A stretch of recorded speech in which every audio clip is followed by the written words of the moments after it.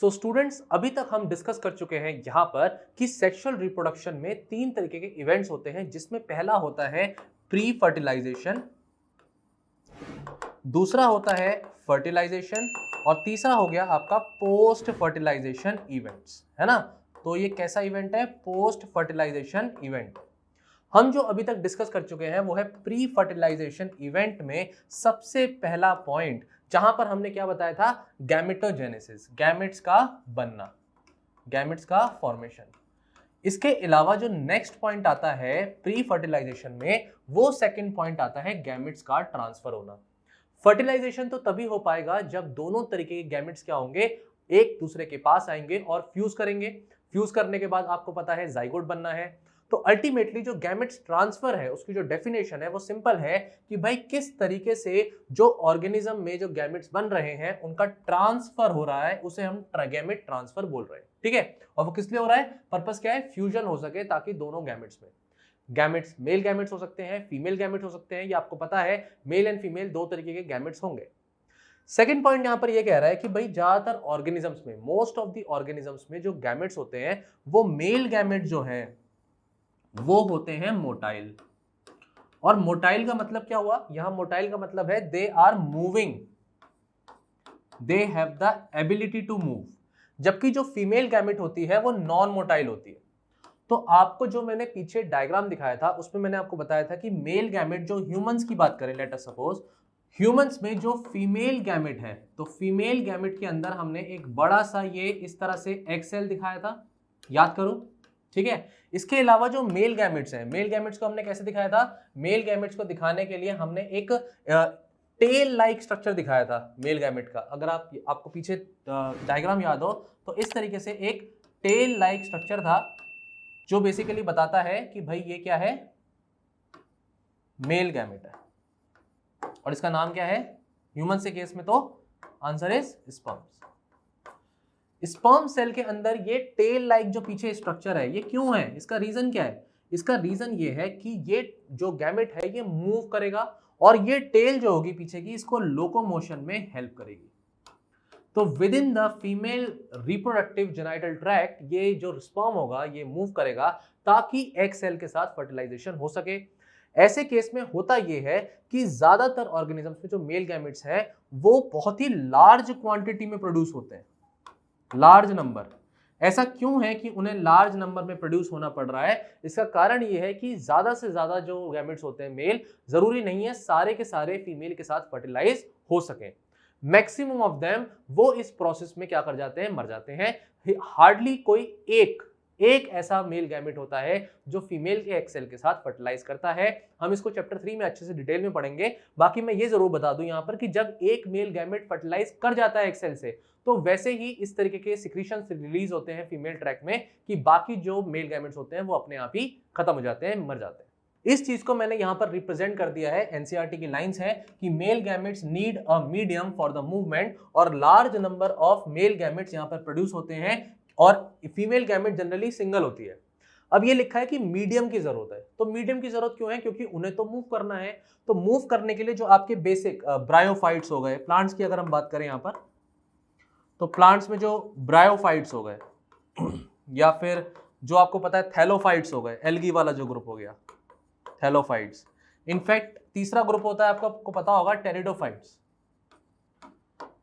ये जो group of plants होते हैं, जो ये अलग अलग फाइलम है, डिविजन्स आपको बताए हुए हैं। फाइलम तो एनिमल्स में होता है, डिवीजन प्लांट्स में होते हैं। तो ये जो डिविजन्स है, यहां पर जो मीडियम होता है वो वाटर होता है ना।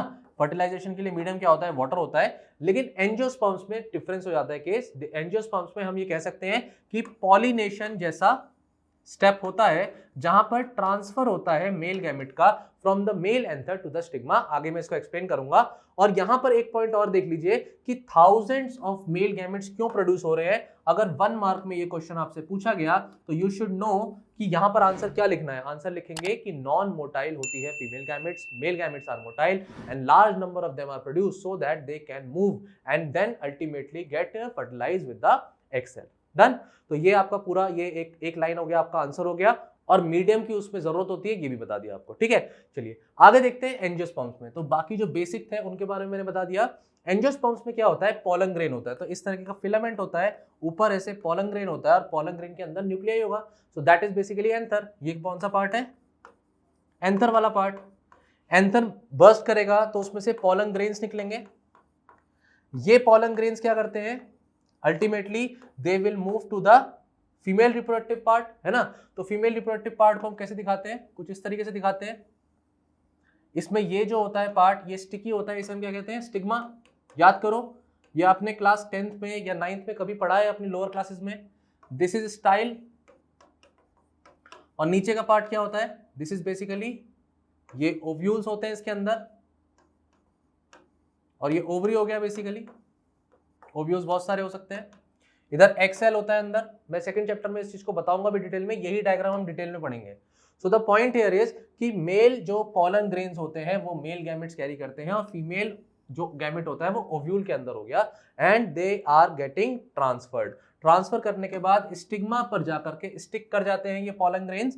इसको मैं कलर चेंज कर लेता हूं। तो पोलन ग्रेन अगर हमने एंथर रेड में दिखाया था, तो पोलन ग्रेन यहाँ पर देखो रेड में आके यहाँ पे स्टिक कर जाएंगे, और फिर स्टिक करने के बाद वो एक ट्यूब बनाते हैं अंदर।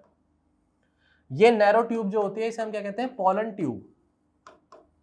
और ये पोलन ट्यूब अंदर मेल गैमेट को नीचे लेके जाती है, और नीचे ले जाने के बाद यहाँ पर फीमेल गैमेट जो होता है उसके साथ फर्टिलाइजेशन होता है। ये चैप्टर 2 में डिटेल डायग्राम हमें पढ़ना है। डन। इसके बाद ये प्रोसेस जो होता है इजी होता है मोनोशियस के लिए। बताओ क्यों? मोनोशियस प्लांट जो है मैंने पीछे पढ़ाया आपको। तो मोनोशियस कौन से प्लांट्स होते हैं, जिनके अंदर मेल और फीमेल दोनों ही तरीके के गैमेट्स बन सकते हैं, जिसे हम बाइसेक्सुअल भी बोलते हैं। तो एग्जाम्पल क्या है बाइसेक्सुअल का, एनसीईआरटी ने एग्जाम्पल दिया हुआ है बाइसेक्सुअल फ्लावर के लिए। यहां पर बाइसेक्सुअल प्लांट का एग्जाम्पल पी दिया है एनसीईआरटी ने, ये गड़बड़ नहीं करनी, ये अब 1 मार्क का आंसर हो गया। आपसे एग्जाम्पल पर क्वेश्चन यहां पर पूछे जा सकते हैं इस चैप्टर में। Do not forget these examples. तो मोनोशियस के लिए ये जो है क्या हो गया, ट्रांसफर इजी हो गया, क्योंकि फ्लावर के अंदर मेल रिप्रोडक्टिव पार्ट भी वही है, फीमेल रिप्रोडक्टिव पार्ट भी वही है। तो ऑब्वियसली ट्रांसफर होना क्या है, कंपैरेटिवली इजी है, क्योंकि they both are very close to each other. लेकिन जो डायोशियस होते हैं, जो यूनिसेक्सुअल फ्लावर होते हैं, उनमें तो ये प्रोसेस करने के लिए मैंने बताया क्या करना पड़ेगा, पॉलिनेशन का सहारा लेना पड़ेगा। और पॉलिनेशन में हेल्प कौन करता है, हम सबको पता है, इंसेक्ट्स इसमें हेल्प करते हैं, सिंपल। तो यही आपका पॉइंट है जो एनसीईआरटी में लिखा है। अब ये डायग्राम से भी डिपिक्ट किया जा सकता है। देखिए यहाँ पर ये हम एल्गी के रिस्पेक्ट में डिपिक्ट कर रहे हैं कि कैसे होमोगैमेट्स फ्यूज कर रहे हैं। ये गैमेट्स कैसे हैं, होमोगैमेट्स हैं। होमोगैमेट्स या आइसोगैमेट्स क्या बताए थे, याद करो, पिछले ही लेक्चर में बताया है। आइसोगैमेट्स वो होते हैं जो बिल्कुल similar in shape and size होते हैं। दे विल गेट फ्यूज होने के बाद they will form a zygote, और जाइगोट अल्टीमेटली इंडिविजुअल नया बन जाएगा, सिंपल। इस तरीके से ये जो डायग्राम है, ये डायग्राम क्या रिप्रेजेंट कर रहा है, देखो यहाँ पर इस जगह दिखाया हुआ है, ये क्या दिखाई हुई है, ये ट्यूब्स दिखाई हुई है, दिख रही है ये ट्यूब्स।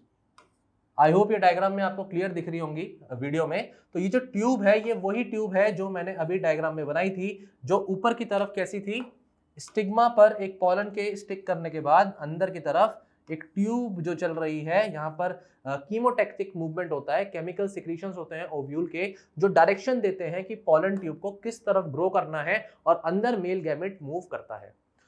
तो इस तरीके का डायग्राम जो है आपको स्टिग्मा ऑफ द फ्लावर पे किस तरह से पॉलन ग्रेन्स स्टिक करते हैं और अंदर ट्यूब बनाते हैं, ये डायग्राम ये बताता है। एंड अल्टीमेटली जो आपका टॉपिक हो गया वो हो गया टॉपिक आपका पॉलिनेशन। पॉलिनेशन आपको ऑलरेडी पता है, you are already aware of the 2 types of pollination. एक होता है सेल्फ पॉलिनेशन और एक होता है क्रॉस पॉलिनेशन, ठीक है ना। तो सेल्फ पॉलिनेशन करने वाला जो मोनोशियस फ्लावर होगा, उसका एग्जांपल मैंने पी आपको बता दिया, बाइसेक्सुअल फ्लावर। सेल्फ पॉलिनेशन क्या हो सकता है, या तो वो जो है एक ही फ्लावर हो और उस फ्लावर के अंदर मेल रिप्रोडक्टिव पार्ट भी है और फीमेल रिप्रोडक्टिव पार्ट भी है, और यहां से यहां पर क्या हो गया, ट्रांसफर हो गया। या तो सेम फ्लावर हो, या जो फ्लावर है वो सेम प्लांट का है, सेम प्लांट का है, ठीक है। तो इस तरीके से हम बोलेंगे सेल्फ पॉलिनेशन। तो पॉलिनेशन की डेफिनेशन ही ये है कि transfer of pollen grains from anther to stigma, इसे हम बोल रहे हैं पॉलिनेशन। ये जो ट्रांसफर हो रहा है ये बिकॉज ऑफ सम एजेंट्स होता है। तो पॉलिनेशन के एजेंट्स क्या है, पहला एजेंट है विंड, भाई विंड पॉलिनेशन हो सकता है। तो इसमें हम नेक्स्ट चैप्टर में पढ़ेंगे कि जो विंड पॉलिनेशन हो रहा है उसके रिस्पेक्ट में कैरेक्टरिस्टिक्स क्या होनी चाहिए, फेदर्स होने चाहिए, लाइट वेट होना चाहिए ताकि वो विंड से कैरी हो सकें। वाटर से भी क्या हो सकता है, इस तरीके के जो आपके गैमेट्स होते हैं वो मूव कर सकते हैं एक से दूसरी जगह। मैंने ऑलरेडी बता दिया कि मेल गैमेट को वाटर मीडियम चाहिए होता है in case of thallophyte, bryophyte और pteridophytes. Then insects and birds.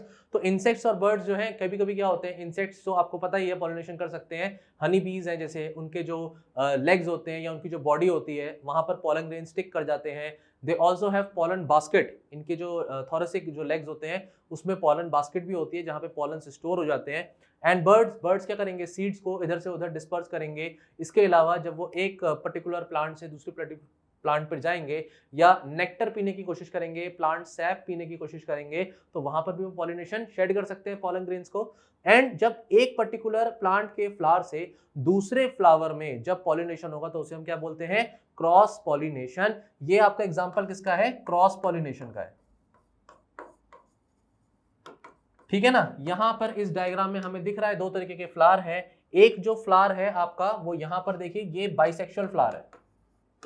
तो इस बाइसेक्सुअल फ्लावर में क्रॉस पॉलिनेशन क्यों हो रहा है बताइए, इस बाइसेक्सुअल फ्लावर में क्रॉस पॉलिनेशन क्यों हो रहा है? क्योंकि हो सकता है इस केस में एंथर का मैच्योरिटी जल्दी हो जाए विद रिस्पेक्ट टू जो फीमेल रिप्रोडक्टिव पार्ट है।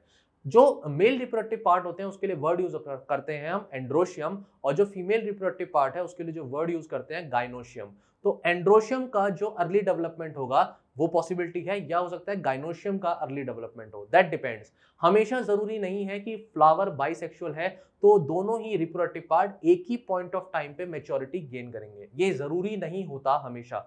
ऐसे केस में जब ये आपको दिखाई हुई है एक कोई हनी बी है या कोई एक पर्टिकुलर इंसेक्ट है, पॉलिनेटिंग एजेंट है, वो आके कैसे अपने पॉलन्स को यहाँ पर जब बैठता है इस फ्लावर पे तो अट्रैक्ट कर लेता है, बॉडी से स्टिक कर जाएंगे पॉलन्स, और कैसे ये स्टिग्मा पर जाकर के ट्रांसफर हो जाएंगे दूसरे फ्लावर के, जब ये दूसरे फ्लावर पे जाकर के बैठते हैं। ठीक है स्टूडेंट्स, तो ये आपका जो टॉपिक था यहाँ पर फिनिश होता है प्री फर्टिलाइजेशन स्टेजेस। अब हम इसके बाद जब सेक्सुअल रिप्रोडक्शन के इवेंट्स में फर्दर जाएंगे तो हम डिस्कस करेंगे फर्टिलाइजेशन स्टेज में क्या होता है। Okay students.